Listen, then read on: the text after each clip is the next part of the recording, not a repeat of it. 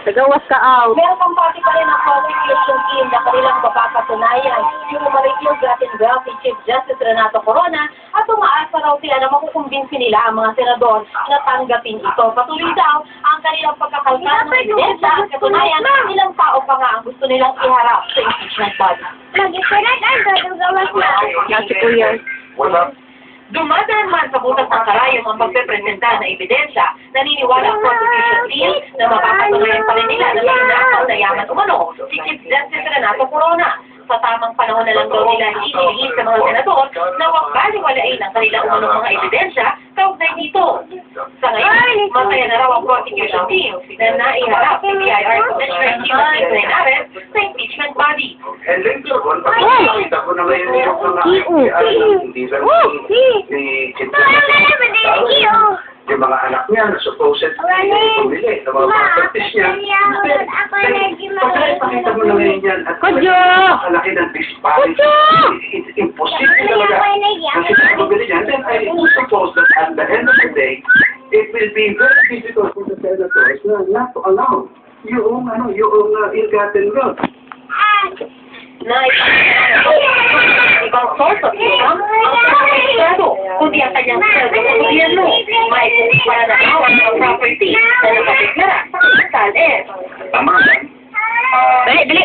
Chief Justice Corona, walang pamalit sa income except yung pagiging justice niya ng Supreme Court. Nakapag-accumulate siya ng more than 20 million pesos na hindi suportado ng kanyang compensation paper.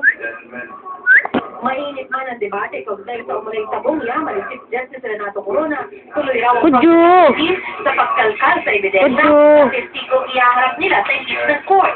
Ngayon, ilang testigo pa ang hiniling ng prosecution na ipatawag sa trial bukas. Kabilang dito ang opisyal ng limang bangko kung saan umano nagkaroon ng financial transaction si Corona nang dinhin niya ang kanyang mga arian. Hiniling din ng prosecution na dalhin ang mga pinagawa ng BPI, RCBC, PNB, Land Bank at BPI Family Savings Bank, ang bank documents ni Corona at kanyang misis na si Cristina. Ayon sa prosecution team, gusto nilang ipakita kung saan galing ang perang ipinamili ng mga umulay property na nakadeklara sa kanyang sales. Mel, ayon dito kay Senador Enrile, kailangan very specific yung hinihing bank account nito. Dali, ati ka lang katayin pa ron. At ang ngayong gabi naman, Mel, ay napag-alaman natin na nag-file na ng opposition ng defense team para harangin naman yung hinihing sabina at pagpapatawag sa mga bank officials. Mel? Tanong ko lang, Sandra.